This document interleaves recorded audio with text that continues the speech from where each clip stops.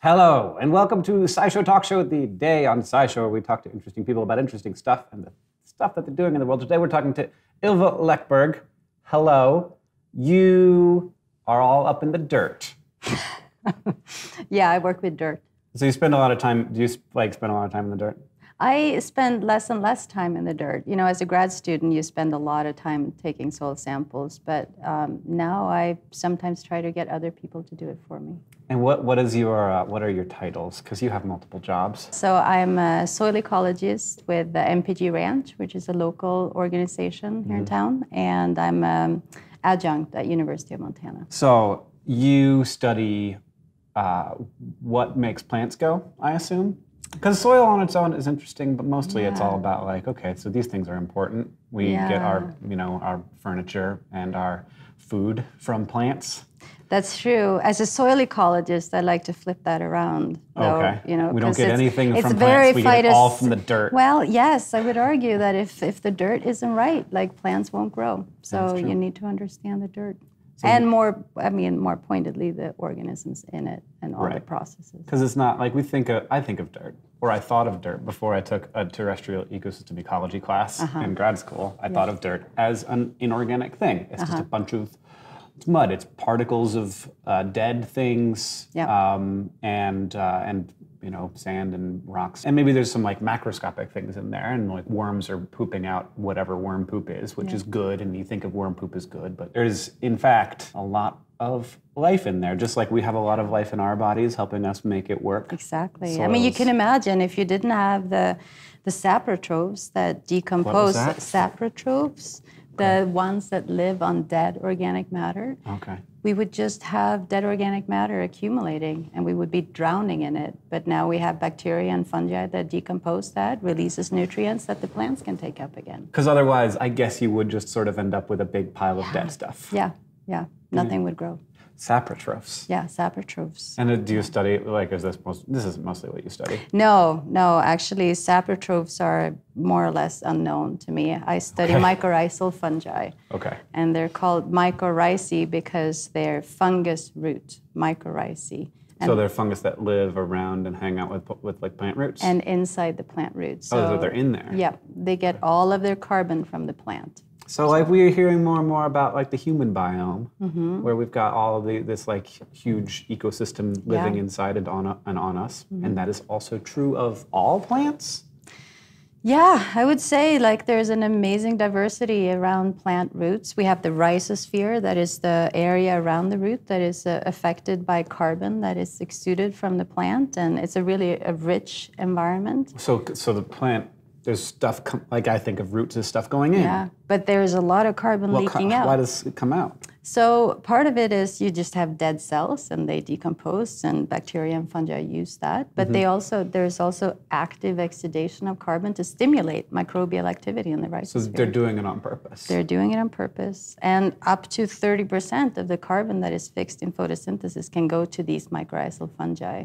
So it's a costly symbiosis. Wow. So in addition to like that carbon would otherwise be going to make leaves and flowers and fruits and or grow other roots. All of the carbon that is fixed in photosynthesis that plants could use for other things can be allocated to these mycorrhizal fungi. Wow. And instead, the plants, because these mycorrhizal fungi help the plant take up nutrients, so they replace the root function to some extent. So therefore, plants often grow less roots. Let's talk a little bit about fungi. First question, is it okay if I say fungi? I'm okay with that, yeah. Fungus, singular, fungi, plural. Okay, yeah. I won't, but I just for people who are out there, so that you know you haven't been doing it wrong your whole life. Yeah. Because you ruined the joke about the fungus that everybody invites to the party because he's a fungi or whatever it is.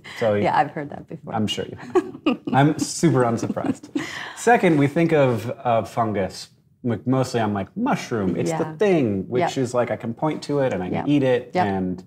But just like there's a whole world of like animals, there's a whole world of fungi. A lot of them are microscopic. The fungi I look at, you can't just pull up a root and see if it's colonized by these fungi. We have to use microscopy and staining to see that they're there. So what's your active research right now? I was hired to look at plant invasion and look and see how these mycorrhizal relationships differ between native and invasive plants. So I've worked a lot with knapweed and leafy spurge and cheatgrass. So the first thing I did when I came to Missoula was to basically go out and see when they invade, do they change fungal abundance? Are the fungal communities different between native and invasive plants? And we had this idea before we did this that invasive plants somehow rely less on these fungi, and that might be why they're so successful, because they can go to a new place and they don't really care if these fungi are there or not. But what we found was that it differed a lot among invaders. So knapweed and spurge actually have a really close relationship with these fungi, and there's research that have shown that knapweed becomes more competitive towards native plants when these fungi are there. And leafy spurge grows bigger in greenhouse inoculations when you add the fungi compared to where it's not there. So these fungi may actually help them become better invaders. Was that fungi there in their native area? That's another thing we've looked at. A lot of the invaders that we have here are actually native in Turkey. So we can go to where they come from, and then we can say, okay, who has come here and who is successful when they come here? Right. And same thing with Argentina, and there's some overlap between Argentina and Turkey as well. So we can compare different areas. And I did the soil ecology aspects of that. So we've been looking at fungi and bacteria. Do they differ between these places? And they're quite different. Okay, so they didn't come over and bring their fungus own with fungi. them. No, in New Zealand, we never had pine trees naturally in the southern hemisphere. And they started these different plantations to get wood, and they didn't get them to grow very well. So they introduced the mycorrhizal fungi from the native habitat, and some of them started spreading, and that also allowed these pines to spread as well. So now pine is a serious invader in New Zealand, which could partly be because they brought their own fungi with them. Like they weren't successful until the fungus came along. Interesting. I'm definitely seeing we're understanding things better. Are there practical uses too? Is there a way to control invasive plants or increase crop yields? Yeah, in the 80s and 90s, there were a lot of research going on in terms of mycorrhizal fungi and agriculture. It didn't really go anywhere at that point because at that point we had a lot of fertilizer and we water. So we really substitute a lot of these functions that the fungi provide by adding these other inputs. I think it could become increasingly important in organic agriculture, for example, where we want to try to utilize or get the benefits of all these natural interactions. I think there is a renaissance there to try to understand that better.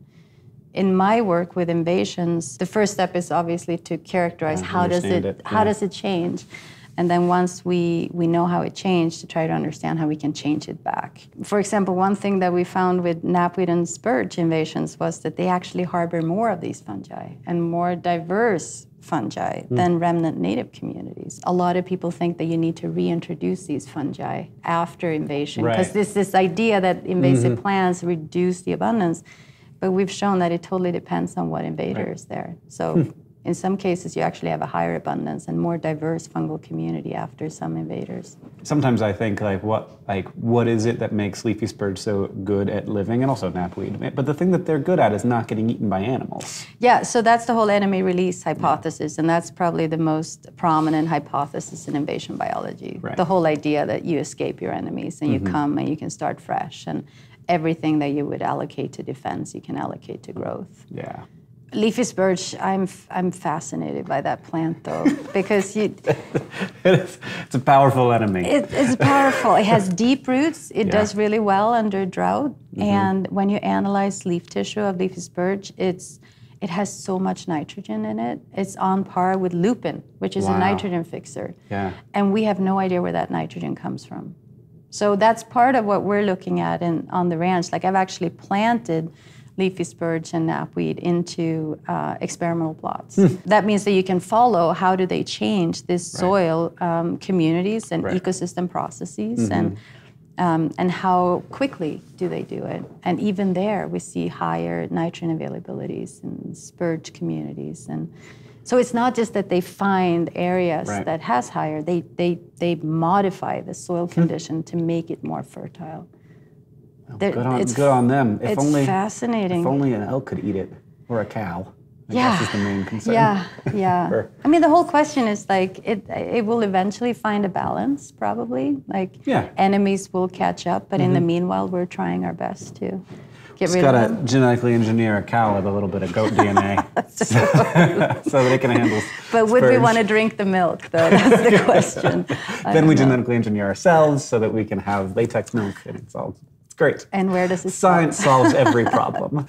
Well, I'm fascinated, and I learned a bunch of stuff. I hope that you did too. Do you want to meet an animal? I've heard that it eats fungi. I would love to. All right. Yeah. This is Sydney, and she's a brush-tailed batong, also known as a woylie. These guys come from Australia, and they're in the kangaroo family, so they're a macropod, but she's teeny tiny. She's one of the smallest in the kangaroo family, and she may be a little nervous. There's a lot of bright lights here, and she's nocturnal. So she's doing really good right now, but she may shiver just a little bit to get some of that nervous energy out. Some of the cool things that they do is they are great for fungus dispersal, spore dispersal. So they eat lots of like bulbs and tubers and seeds and stuff like that, but their main diet is mushrooms, like truffles. They grow under the ground, and they have an excellent sense of smell, and they'll use their nose, they'll sniff out a fungus under the ground, and they have these tiny little like T-Rex arms, really well-developed nails, and they'll dig up that little mushroom and eat it.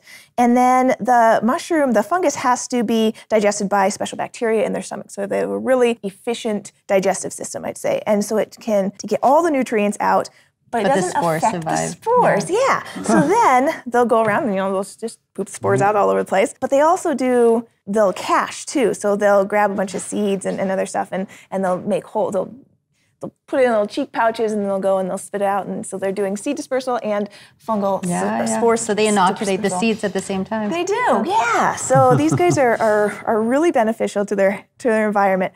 Unfortunately, they're not around very much anymore. Was this little guy born at Animal Wonders? Yes, yes. So we rescued a male, and later we got an adult female, and they bred, and we had a little conservation project going on at Animal Wonders.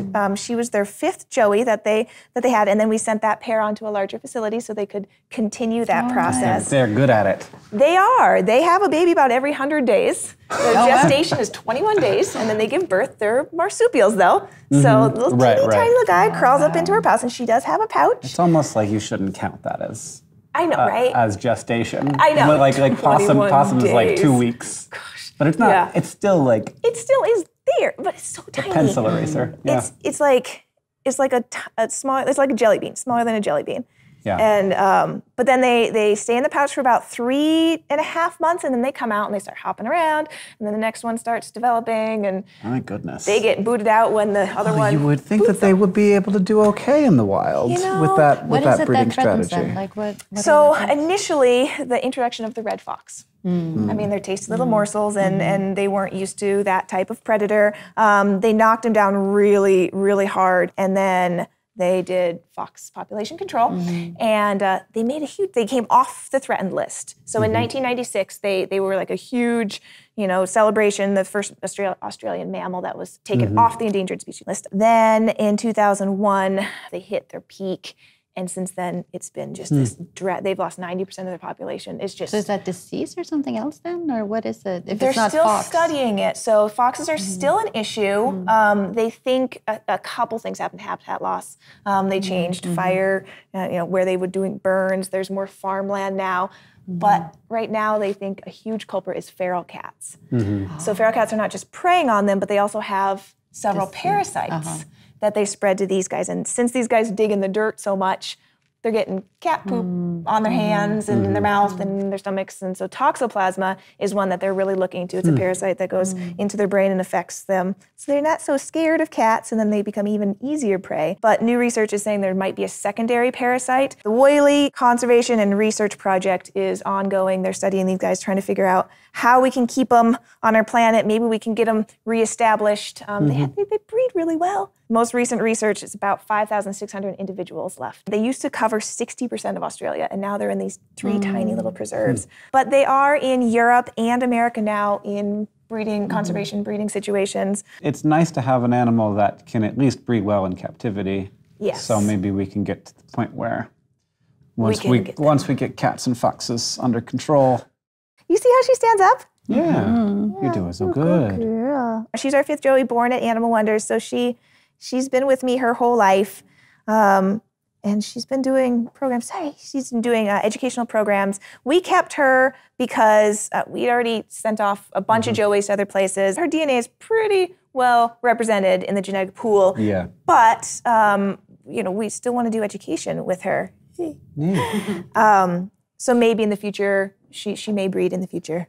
We'll see. Is that just a counterbalance tail? It's big and thick. Do they grab stuff like that? Yeah, so this tail is really cool. So kangaroos mostly use their tail just to lean on and to go up on an attack. So 2 kangaroos would come up to each other and they would scratch each other and then kick. These guys use their tail to balance like that too, and they do hop just like a kangaroo. But the way they fight and their tail is a lot different than a kangaroo. So this tail is pretty cool because it's semi-prehensile. They can't climb a tree and then hang from their tail with it. But it curls into a circle. You can see there's pretty well-defined creases right there. She will gather branches and leaves and sticks and into a pile, and then she'll wrap her tail around it, and then she'll hop back to her little nest and build a nest. But it's super cute seeing them hop around a little bundle on their bum. It's good. Really cute. It's a good little backpack. It's good. But then the way they fight, instead of going right up to each other, I mean, they do a little bit of scratching with their, but they get really dramatic about it. They'll go up and they'll hiss, and their tails start swishing back and forth, and they'll both flop on their sides and just start kicking ferociously with their back legs and grunting and hissing. And it's pretty dramatic. Would you like to touch her? She's doing really good. Give her a pat on her back. Oh, that's nice. Yeah, good Sort girl. of every direction here. Yeah, it's like poofy. Yeah. She likes, when we're back at Animal Wonders and she's really calm, she likes belly scratches. So I was just gonna, so she does like this, and sometimes she likes it behind her ear. I think those are mostly just she tolerates those. But let's see if she'll get, let me give a little belly scratch. It's so interesting. We think of animals being so different from us, but we, no, they have preferences. Exactly. Guys, I feel her pouch. Different. Do you want to see if I can get a finger in a pouch here? It's like a belly button that just keeps going. That's so Does that feel weird? Is it fuzzy in there? Nope. Oh, gosh. It is like sweaty skin. Well, I wanted to say one more thing so there's new research with these guys. Everyone's really concerned that they are going to go extinct. They're not doing great recovering. But they recently just discovered a new parasite that coexists on them, and they really prefer brushtailed batongs. It's a tick. Everyone's favorite animal. And it's super species specific, and they think that if these guys go extinct, that tick is also going to go extinct. Oh no, how terrible. But, parasites do weird and interesting things. So the toxoplasma. You're never gonna convince me that ticks are good. But what if the tick is helping them somehow? Oh, maybe. And the translocation process, what if the ticks are in their nests and then they don't go with them when they're relocated, and then somehow they're beneficial to something or other because they don't know what's going on. So there's it's multifaceted research. I don't like ticks, but I'm working. It would be cool if there was a tick that But then you take it to the gave next you some step kind of of power. biocontrol or something. And we've done that a lot with invasive plants, and it's so hard. Right? It might work in the laboratory, and then you bring it out in the field. And you have all these interactions that you can never predict. You mean bring something into... Yeah, you bring, the natural enemies from Europe.